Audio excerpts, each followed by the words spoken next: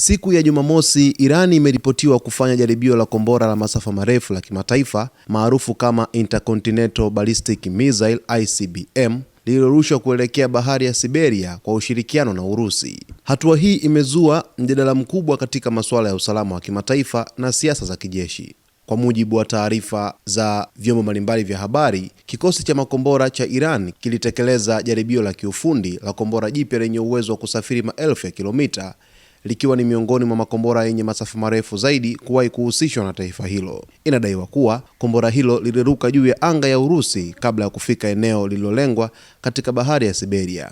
Vyanzo vya taarifa vinaeleza kuwa jaribio hilo lilifanyika baada ya Iran kupata ruhusa kutoka mamlaka za Urusi ili kuruhusu matumizi ya anga yake kama njia ya kupitisha kombora hilo. Tukio hili linaashiria kuimarika kwa ushirikiano wa kijeshi kati ya Tehran na Moscow, hasa katika kipindi hiki ambacho mataifa hayo mawili yanakabiliwa na shinikizo kubwa kutoka mataifa magharibi. Hatua hii imekuja wakati mvutano wa kisiasa na kijeshi kati ya Iran na Marekani pamoja na washirika wake ukiendelea kuongezeka, huku Iran ikisisitiza mara kwa mara kuwa ina haki ya kuendelea na uwezo wake wa kujilinda. Irani imekuwa ikifanya majaribio ya makombora kwa miaka kadhaa, ikisisitiza kuwa silaha hizo ni kwa ajili ya ulinzi wa taifa lake na sio kwa mashambulizi ya kwanza.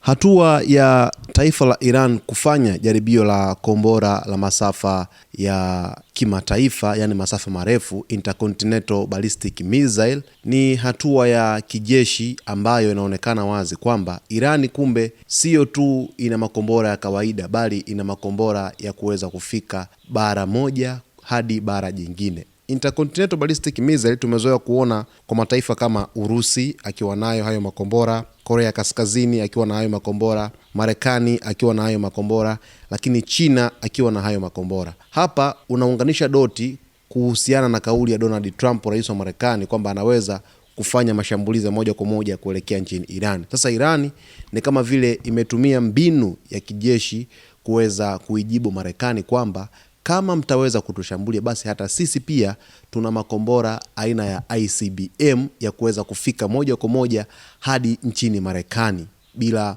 kuonekana kwenye mifumo ya rada. Huu ni ujumbe tosha na umetumwa moja kwa moja kwenda Marekani, huku akimtumia mshirika wake Urusi kwa kutumia anga lake kwa kupitisha kombora hilo kwenye anga yake na kwenda kupiga kwenye mlengo wa bahari ya Siberia. Sasa hii ni moja kati ya taarifa ambayo kwa hivi sasa inazidi kuenea na kusambaa mitandaoni, kwani taifa la Iran linaonekana wazi kwamba limejizatiti vilivyo kijeshi ili kuweza kupambana na Marekani pindi vita vitakapoanzishwa na Marekani wenyewe. Na imekuwa ikisisitiza kwamba mpango wake wa makombora ni kwa ajili ya kujilinda yeye kama yeye ndani ya taifa lake, sio kufanya mashambulizi kwa kuanza, bali yeye anatumia ulinzi zaidi katika matumizi ya makombora hayo. Sasa hii ni hatari na inashtua kwelikweli kwenye mwenendo wa maendeleo ya kivita hapa duniani. Usisahau kusubscribe channel yetu ya Zone Media, kulike, comment pamoja na kushare.